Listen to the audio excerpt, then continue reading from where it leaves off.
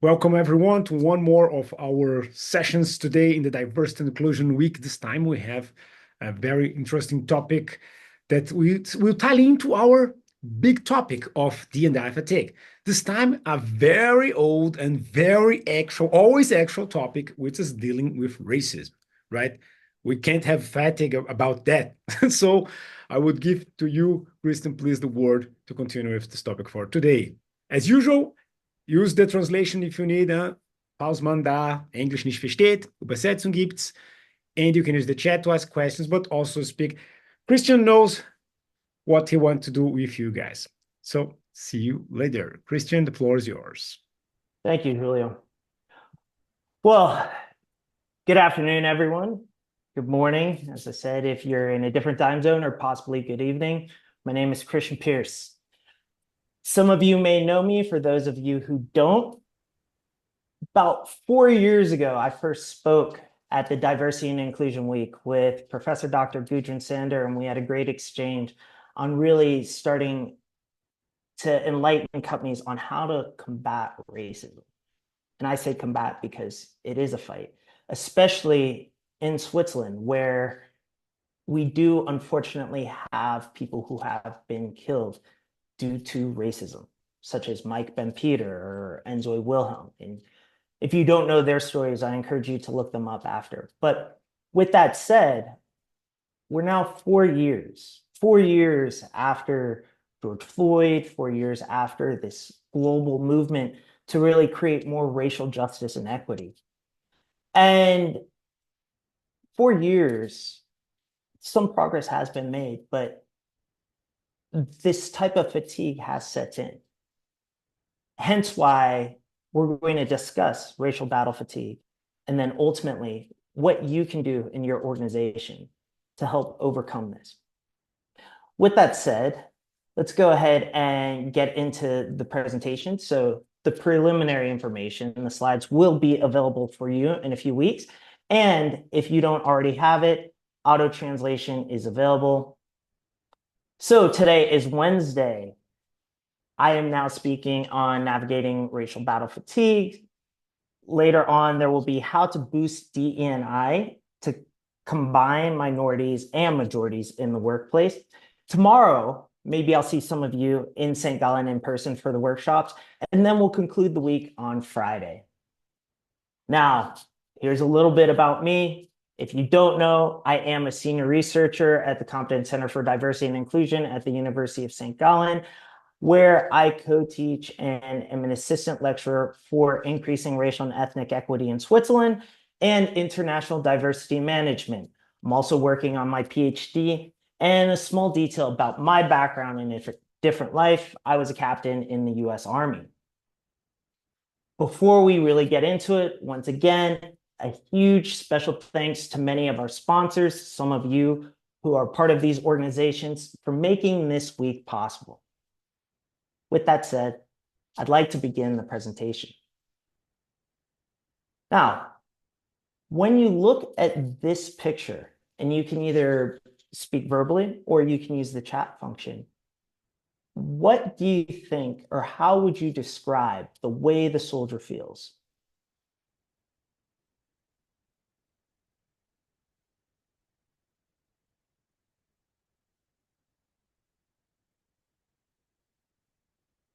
See, fear is one, lost, anxious, exhausted, overwhelmed, trauma.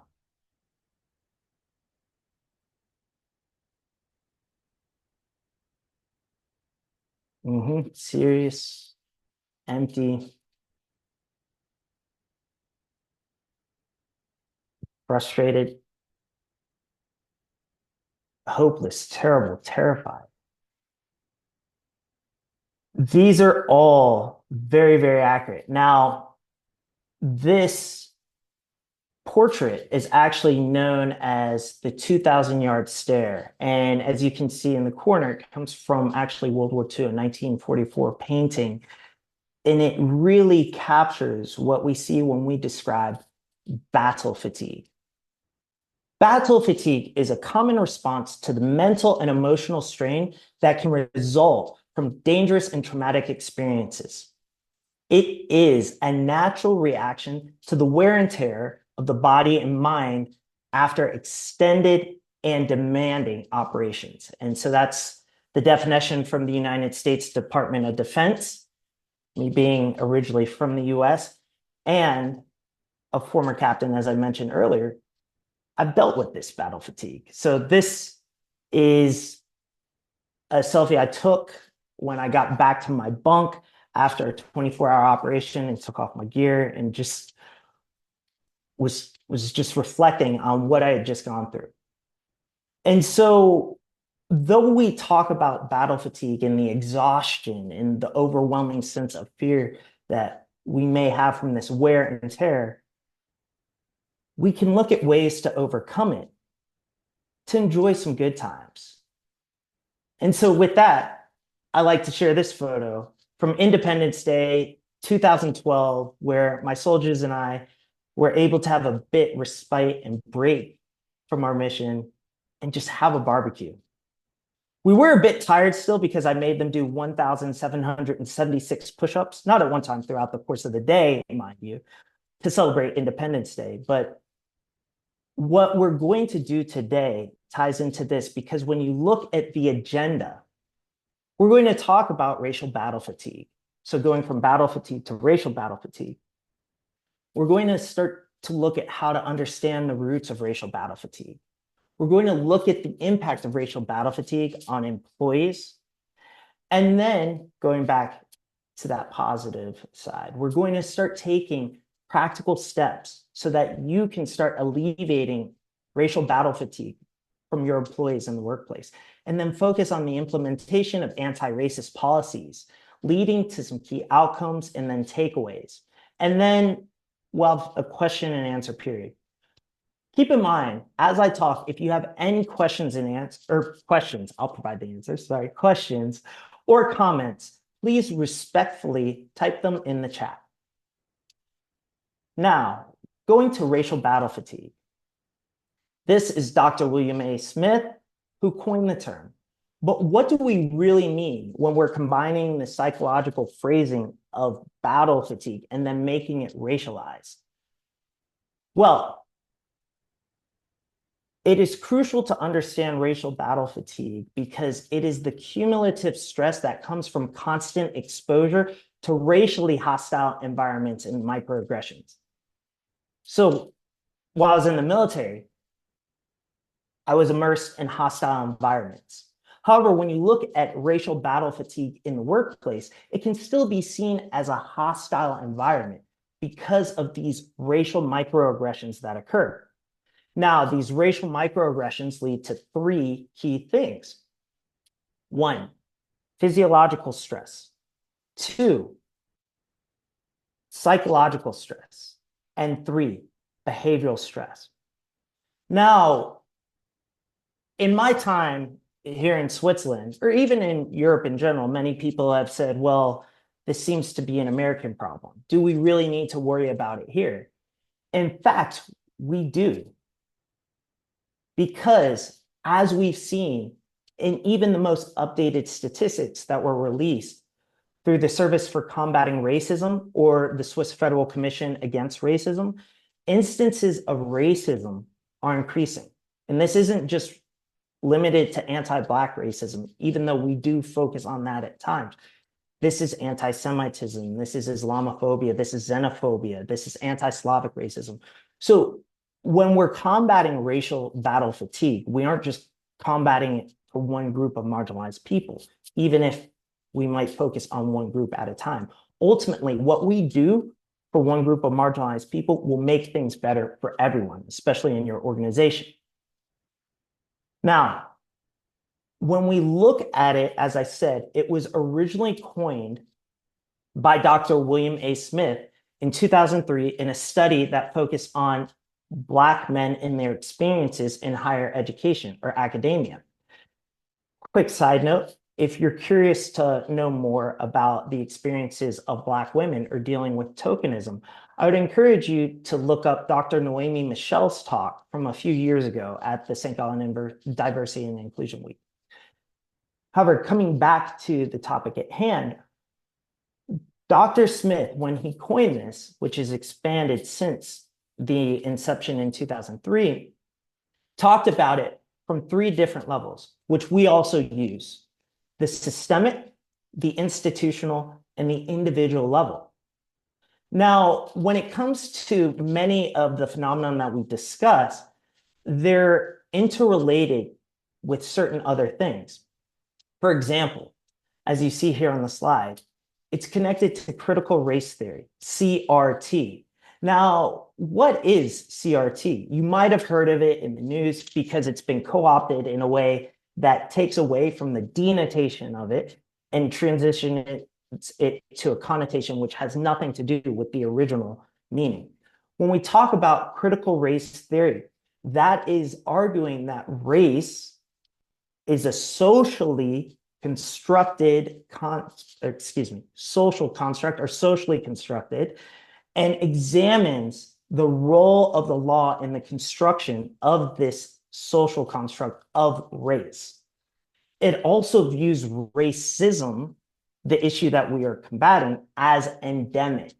And it also recognizes that racism interacts with other forces as well. So from an intersectional perspective, things such as race and gender, race and sexual orientation, race and class, these types of things, race and nationality perhaps as well.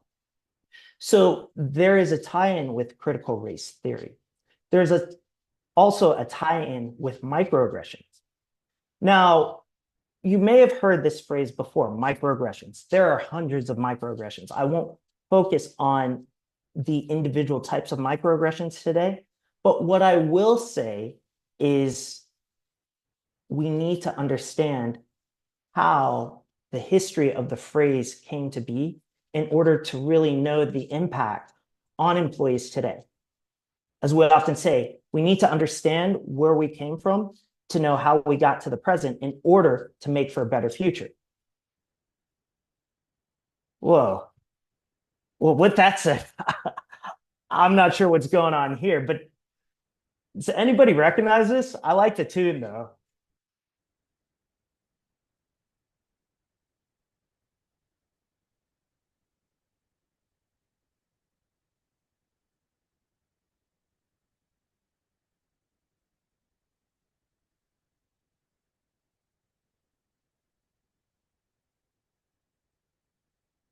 Well, you might be wondering, what does Sesame Street have to do with what we're talking about with racial battle fatigue?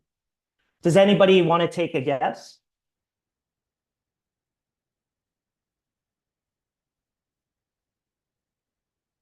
And you can either use the chat or speak out loud.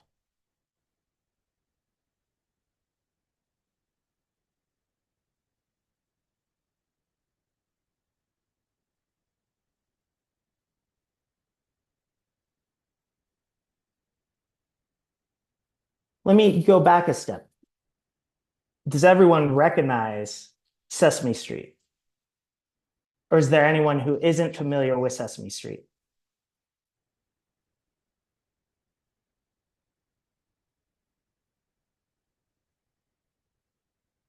So for those of you who aren't very familiar with Sesame Street was a children's program that was started in the late 60s. It was meant to be inclusive and show an America that helps teach children about others, basically starting with a diverse vision of what America could be. Well, when you look at what went on behind the scenes, there was a military connection, actually. And so Dr. Chester Pierce, who you can see here in a photo from when he was in the Navy, coined the term microaggressions. Not only did he coin the term, but going back to Sesame Street, he was a consultant on that children's show. And when he started consulting, what he said is we need to show proper representation for children, especially young Black children, that allow them to be inspired of what they can achieve and not feel limited or beat down because of the systemic racism that they may face. So Dr. Chester Pierce was instrumental in the creation and the development of content for Sesame Street. If you aren't sure about Sesame Street, I encourage you as well, go take a look after this presentation. I'm sorry, every time I hear that theme song, it makes me happy as well. But when I found out this information, I was even prouder, not necessarily because we have any relation because our last names are Pierce, but because of the fact that here was someone who was constantly combating, not just in the military, but also outside of the military in his civilian career to make the world a better place. So when we talk about microaggressions, this is the way that Dr. Chester Pierce defined it when he coined the term. Microaggressions may seem harmless, but the cumulative burden of a lifetime of microaggressions can theoretically contribute to diminished mortality, augmented morbidity, and flattened confidence. So when we look at specifically racial microaggressions, because we do acknowledge there are other microaggressions that can occur in the workplace, they incorporate racial slights, unfair treatment, stigmatization, a hyper-surveillance on what Black or other people of color may be doing in the workplace, for example, and then an attack on an individual's well-being. So when we start looking at how microaggressions and racial battle fatigue can impact employees in the workplace, going back to Dr. Smith's research, what he saw was that initially the primary sufferers were Black men in academia in majority white universities in the United States. So in the United States, there are what we call HBCUs, or historically Black colleges and universities as well. However, this was focused on what he considered to be majority white universities, so other state, public, or private institutions. His later research, in conjunction with other academics, showed that the phenomenon not just impacted Black men, but also Black women and other people of color as well, especially in the US, the Latino or Asian communities. Now, when we look at the impact, going back to the inception of his research, what we see is this phrase called Black misandry. Many of you may have heard misogyny when we talk about combating discrimination in the workplace. So to connect it to misogyny, misandry, is the opposite of that. So it is an exaggerated pathological aversion towards Black men created and reinforced by societal ideologies, and practices. So when we look at Black misandry, it's the portrayal of Black men as criminals, or as one politician in the US once said, like the super predators. So creating these stereotypes, which lead to a belief, so going from that systemic level, these types of things go to an institutional level, which then lead to individual level instances of racism or discrimination and microaggressions. When we're looking at the impact then on people, sorry, as I said during the unrecorded part, my friend, I just got the news my friend passed away like an hour ago. So sorry that's on the recorded part, but I can't not think of him because of the impact of racial battle fatigue on employees. He died of a heart attack.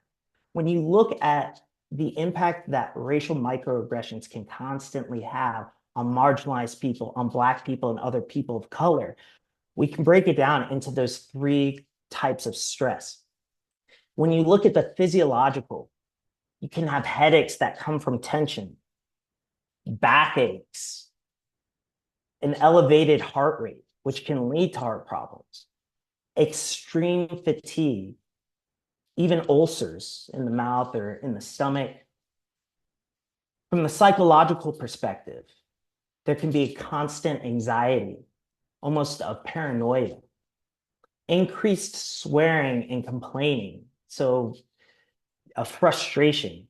Someone mentioned, going back to that battle fatigue portrait, frustration, an inability to sleep because of swirling thoughts, because you aren't relaxed, because you're in this hostile environment.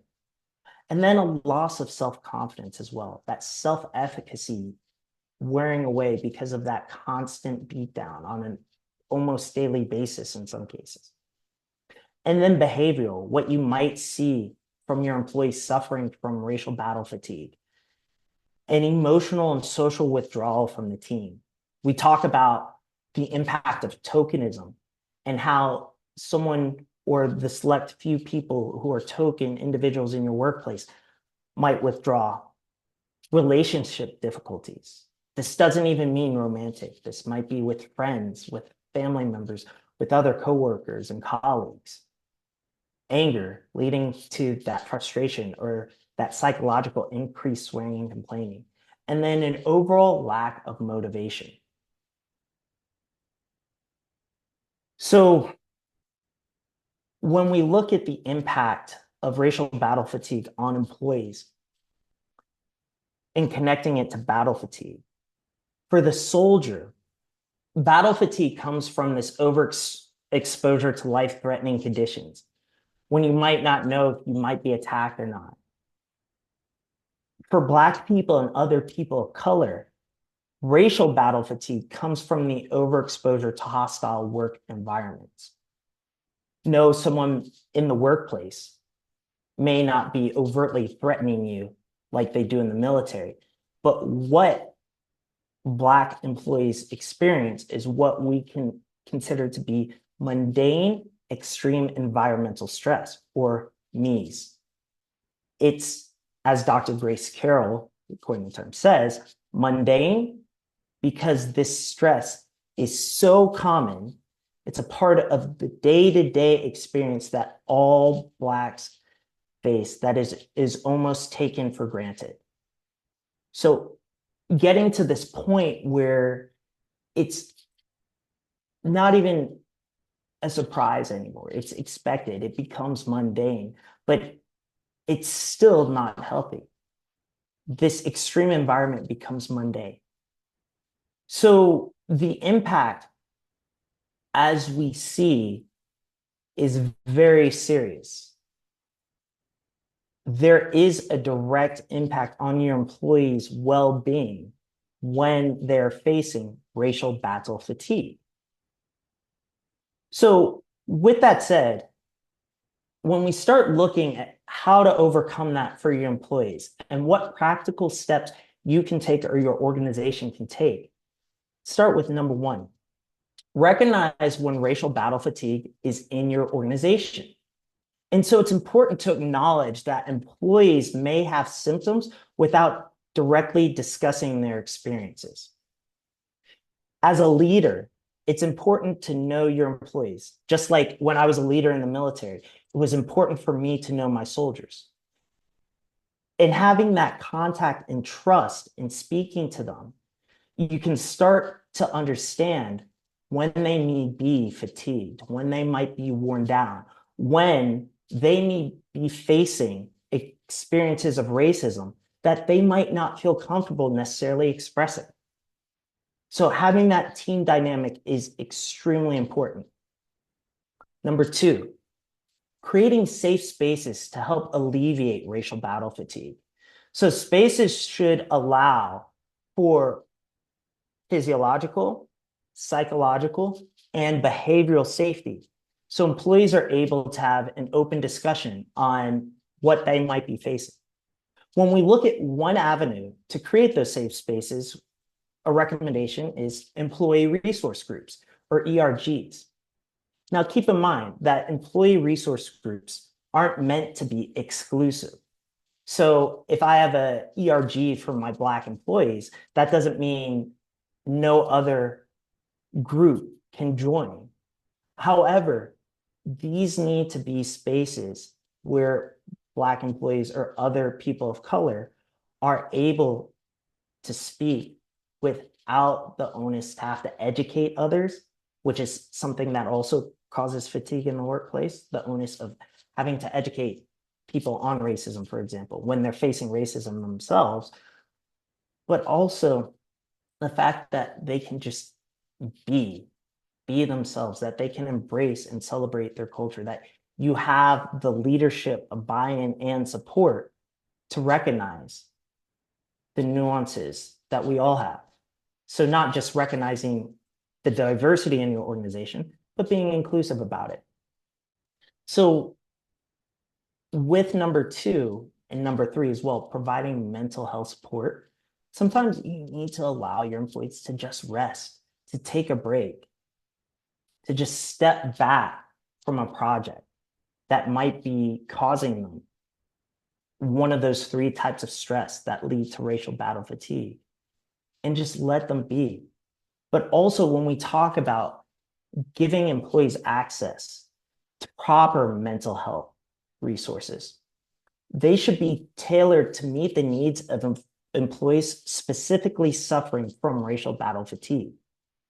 So when we look at someone like Dr. Chester Pierce and the impact of representation, not only did he have the academic expertise and professional experience to speak on things, he also had the personal experience. So empathy is very important, but also having someone either internal to your organization or external that employees who are marginalized can speak to, that really understands what they're going through, is key. And once again, having someone who is professionally certified. So while I enjoy and I appreciate the conversations I have with many of my teammates, my colleagues, my students, my old soldiers, there are times where I understand my own limitation. And in understanding my limitation, I can then direct them to the proper resource they need to get the help and the support to be themselves, to be psychologically safe, and to perform in the workplace. Point 4, educate and train your teams. So a lot of organizations have unconscious bias workshops. Phenomenal.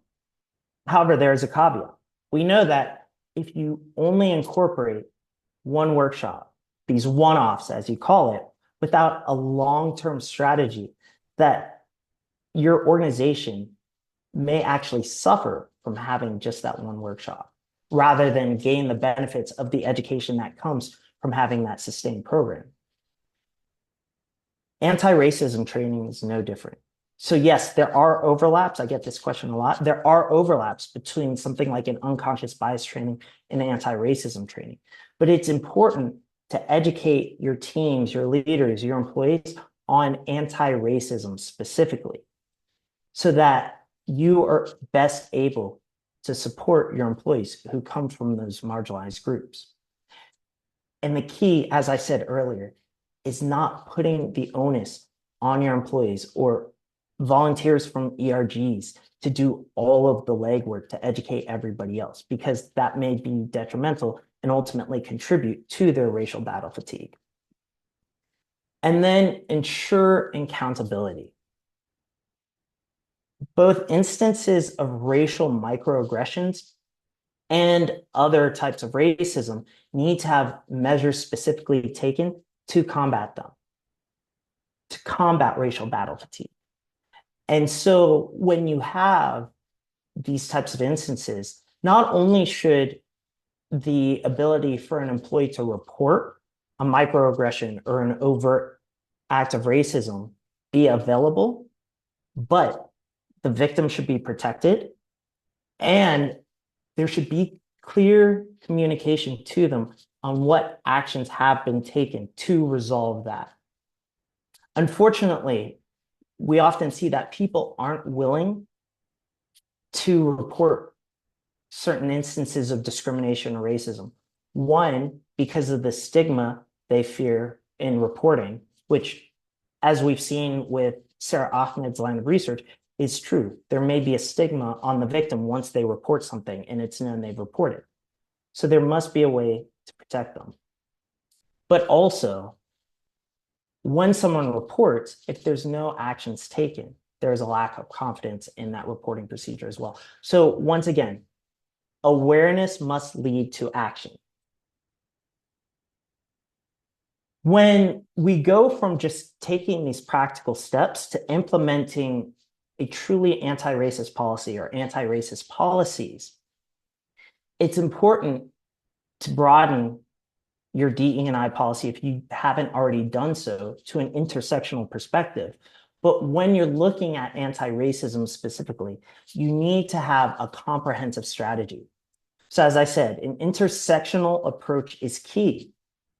As we saw as well in looking at things like critical race theory and how to ultimately take on racism at that systemic level, and then the institutional and individual, intersectionality is key.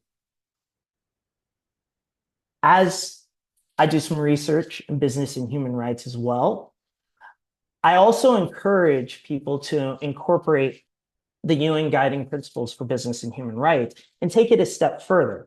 So those principles say that ultimately we should protect, respect, and remedy instances or violations of someone's human rights. Well, businesses need to ensure that they are doing it, that one, you're protecting someone's human rights, so non-discrimination, that you're respecting someone's human rights, and in case of violations of that, that you are ultimately remedying it. So a good resource, if you haven't seen it already, is going back to the United Nations and looking at those guiding principles written by John Ruggie. 2, continuously evaluate and improve. What does that mean? It's like when I do jujitsu. I'm always looking for ways to improve my technique. We're always looking at things that we can improve to make the workplace better for employees.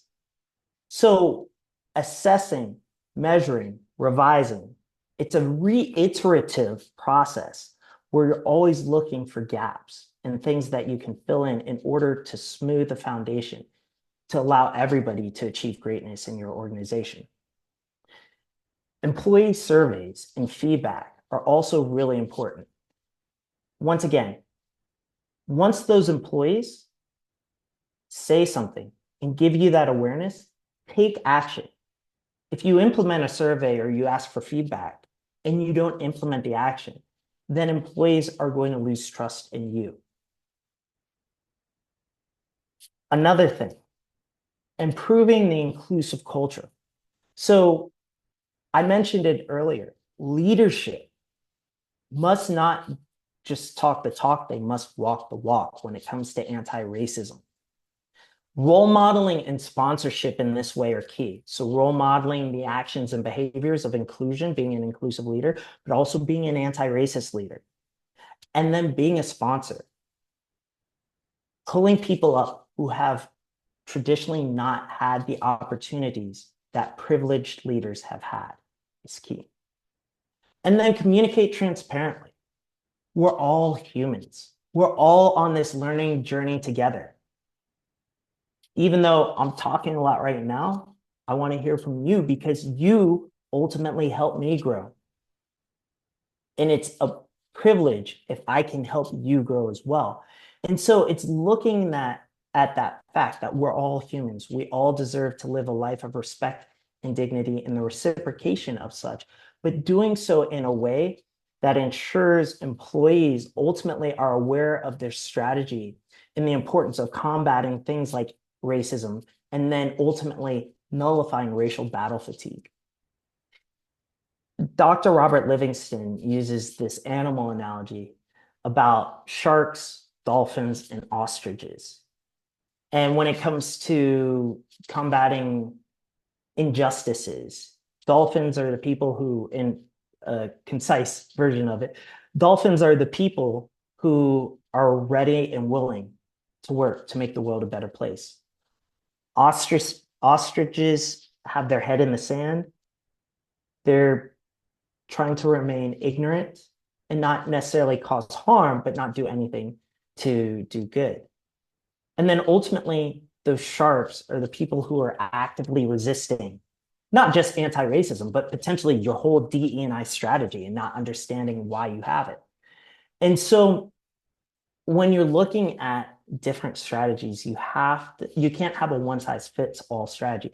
You have to appeal and work with these types. And other academics have different analogies or anecdotes as well. But ultimately, if you're looking at these three types, those who are ready and willing to work, those who want to be neutral, and those who are resisting, it's important then to offer incentives and benefits for people to start to coerce them, to get them to the point where they realize that, hey, we don't need to resist. We don't need to be a shark, or we don't need to keep our head in the sand. Everybody can be dolphins and we can all have fun. So when you're looking at ultimately implementing these and then really taking these practical steps, what are the outcomes?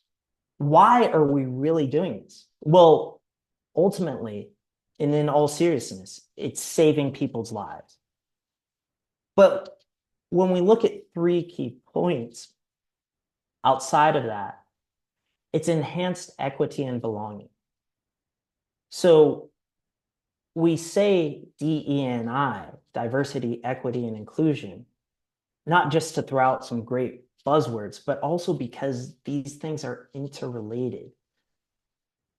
For a diverse organization to succeed, because we know throwing in diversity can actually just create a lot of conflict, there must be inclusion where people feel valued, that they belong and can be heard. And with that, there must be fairness. There must be this equity. So having that enhanced equity and belonging are key. There will also be more leadership opportunities. You will also see less burnout, greater employee retention, and then ultimately, for the third point on the slide, greater employee well-being. And that's ultimately what makes me smile, is the fact that we are dealing with individuals. If you're listening to this, unless, later on it's an AI transcription work doing something, I'm going to assume that you're a human, just like me. And we all want to live good lives. And so with the one life we have on this planet, why not do what we can to help each other? Ultimately leading not to just greater employee well-being, but if you want to look at it from that business case, better performing organizations. So with that, I'll leave you with three key takeaways to focus on. One, recognize racial battle fatigue. Two, support employees or individuals, anybody, I would say, who's suffering from racial battle fatigue, but you can tailor it for your organization, for the context of this presentation. And ultimately, implement effective anti-racist policies. Now, with that said, I appreciate your time, your patience, your perspective, your thoughts, and would like to open it up to any questions you may have. Thank you.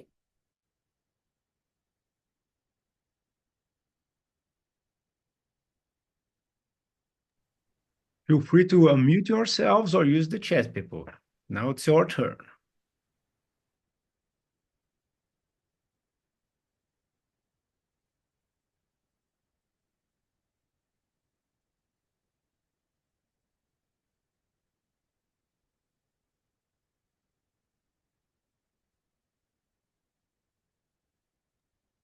Quiet crew we have today, Christian. All good. Well, I take the time of this little pause while you're thinking about your questions to say that in case you missed it, people, we do not have a third session today, okay? The third session was sadly canceled quite a long time ago, but the one and the other presentation still has it showing up, so that may cause some confusion. Please do. Sorry for that.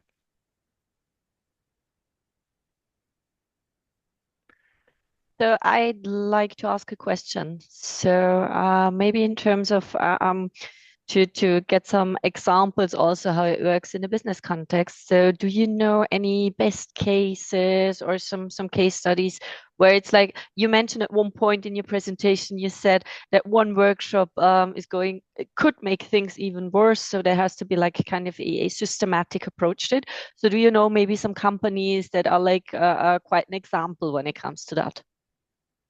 Absolutely. So one of my favorite examples from companies specifically is in American context is JP Morgan. I really appreciate what they do with their founders, or not their founders institute. Sorry, that's something different. The fellowship initiative, which has created this pathway so that young Black men are able to get mentorship. So they start basically in high school, and a JP Morgan leader helps mentor them, and then they provide further education. Every young Black man who has participated in that program has gone on to college, and then that allows that mentorship to continue. Now, whether a person who has completed that goes into JP Morgan or not, that's up to them ultimately. But when you look at getting to the systemic level outside of organizations and doing great things, and then role modeling that within an organization, I think that's a great case. We have a question in the chat, Christian. Could you say a little more about your thoughts on allyship and inclusive leadership? Where do you see the responsibility here? Sure. Well, I'll start with the second question first, the responsibilities on the leader. So we have many people who end up in senior positions who might not be inclusive leaders yet.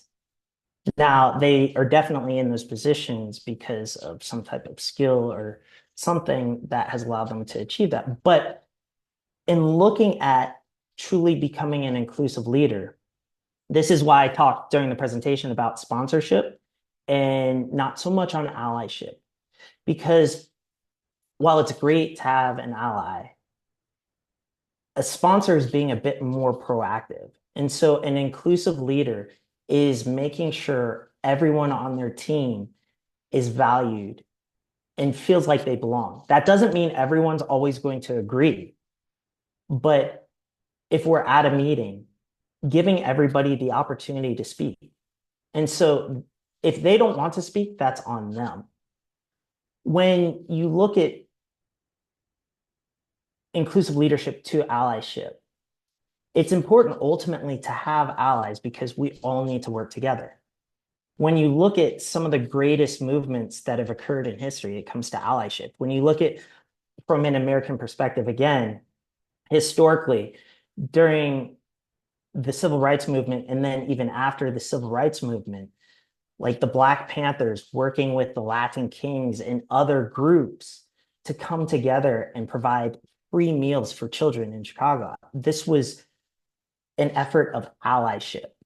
And so people coming together to have empathy for each other, they might not have had the same experiences, but ultimately supporting each other.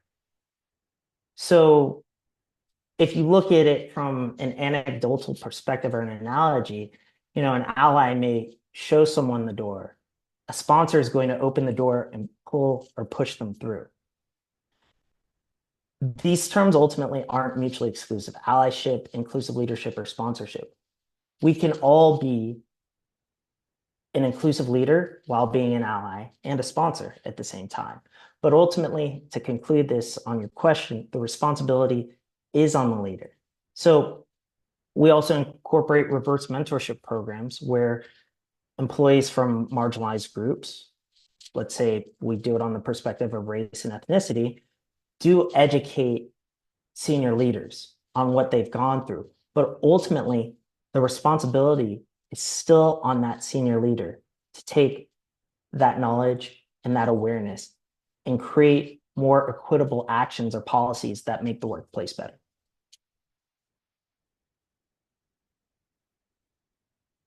As a quick follow-up question, do I see a danger of pity instead of empathy and sponsorship? Absolutely.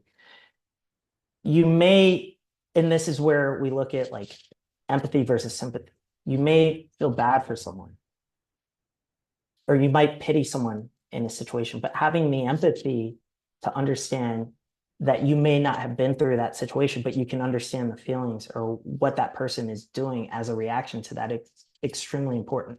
So it's with that empathy that we're able to create more of an incentive to be inclusive.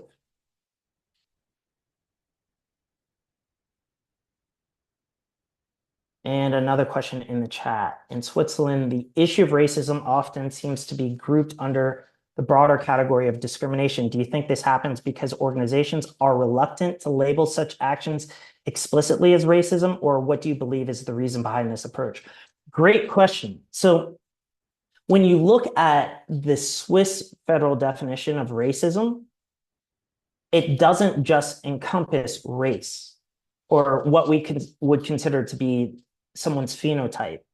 So it is race and ethnicity, but then it's nationality and religion as well.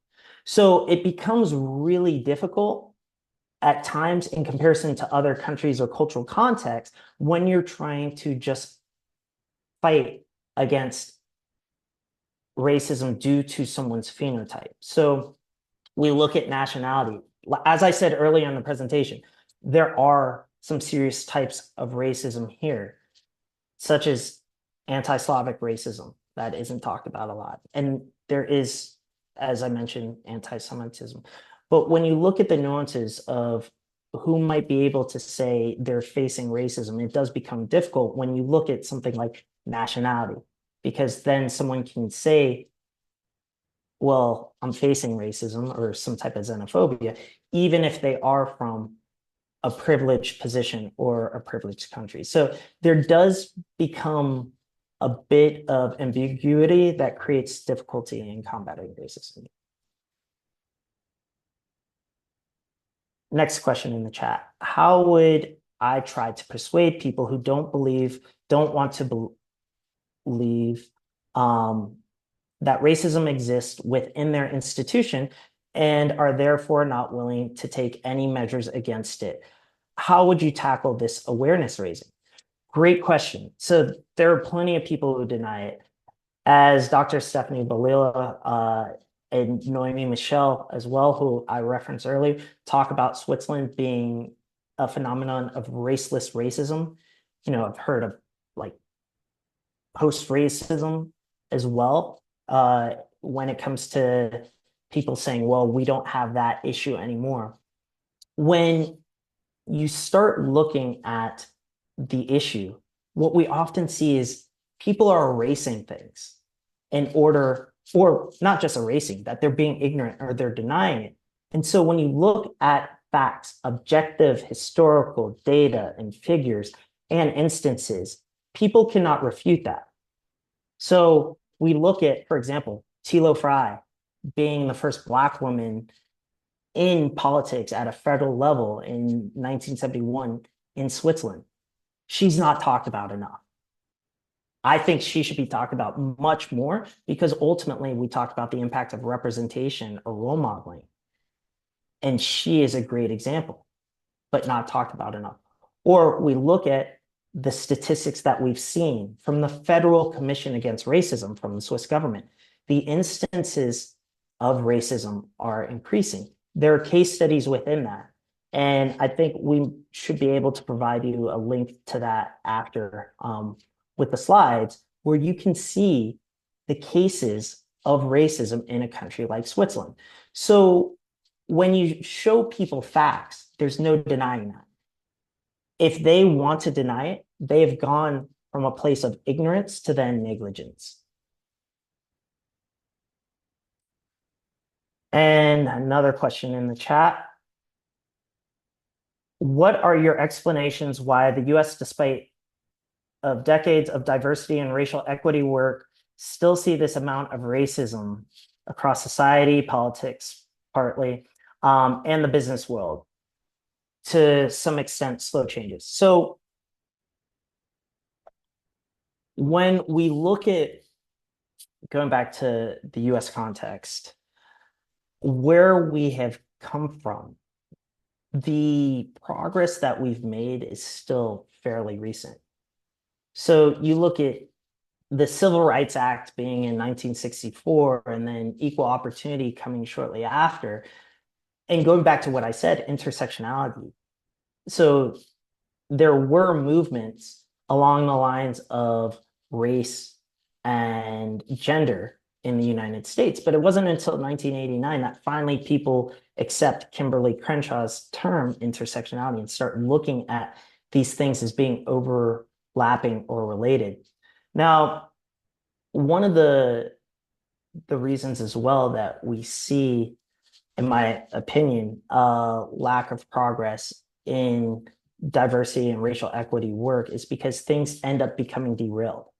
You have, rather than proactive movements, you have reactive movements. And what we've kind of seen even in 2024 with certain businesses seemingly retracting, in academia, along the lines of social justice, the fight has not stopped. We are still continuing. But there are businesses who were reactive, for example, in 2020, to make commitments due to external or social pressure, but haven't fulfilled those commitments because they don't see the long-term benefit for them. And when we say long-term benefit in that way, it's the financial incentive. So yes, there is a business case for diversity that shows some correlation. There's not a causation between the benefits of diversity and financial performance.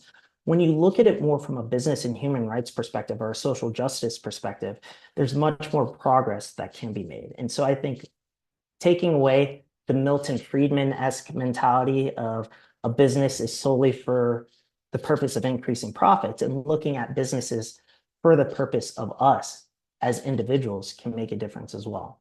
Now, I will remain apolitical regarding your statement about politics, but that is my thought, really, when you look at where we've come over the past 60 years within the United States.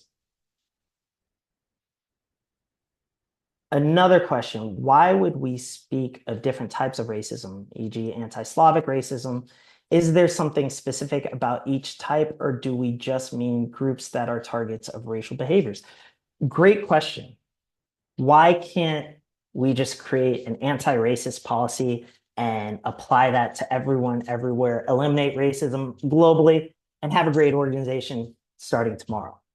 Well, the first was intersectionality. What I was saying about that, this overlapping of advantages or disadvantages that people may have due to their intersectional identity. The other is when we approach things from a global strategy, a one-size-fits-all, it doesn't take into account the nuances that racialized people may face. So in certain regions or countries, one group may have certain privileges, going back to intersectionality, compared to other groups. And so when you're looking at it, it's important to really make it a global, global and local strategy in combating anti-racism. So when you look at the difference between the US, for example, and Switzerland, in our courses, we often say, you look at it into three different categories: those that were former colonies, those that were colonizers, and those that were beneficiaries of colonies. These beneficiaries, like Switzerland, may have had individuals who were from that country who did have business in colonies, but the government had the plausible deniability to say that they never had formal colonies themselves. So when you start looking at these different regions, and even within those regions, the difference between the US and Brazil, for example, it's important to understand what groups are really facing issues and the nuances between those groups and what they're facing in order to really combat racism fully. And that's why it's also helpful for organizations when you're looking at the development of ERGs to have ERGs that don't just group all quote unquote people of color into one group and say, well, you all face racism, solve it. Because there are differences between anti-Asian racism, anti-Slavic. And when you start looking once again at the Swiss definition, anti-Semitism, Islamophobia, and other various types. So it's important, once again, like if, I'm diagnosing a disease, I'm not going to give a vaccine that might solve everything, like something broad. I want something that specifically targets it, even though we can have multiple vaccines to combat multiple things that are wrong within the body at one time.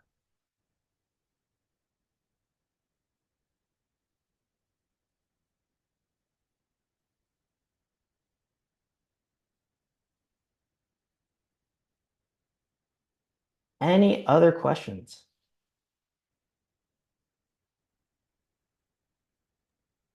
Looks like it calmed down, but it's not that bad because now we are on time, Christian. It's 3 o'clock or almost. So let me put myself on the screen too. Well, everybody, I would like to thank you all for being around, supporting us here in our initiatives, and of course, bringing this support and what we teach here into your businesses and your daily life. Because that's what we do here, right? We want to fight against all these kinds of inequalities. Christian, once again, thank you very much, especially that you got the strength to come at all, Thank Thanks, you Julia. a lot. Thank you, everybody, for your support and energy as well. We all did it together. Looking forward to seeing some of you tomorrow when we are live here at the University of St. Gallen. And do not forget, we still have, I believe, 3 sessions on Friday that are going to be online. So still a lot to come. Have a great day, everyone. Bye-bye. Thank you.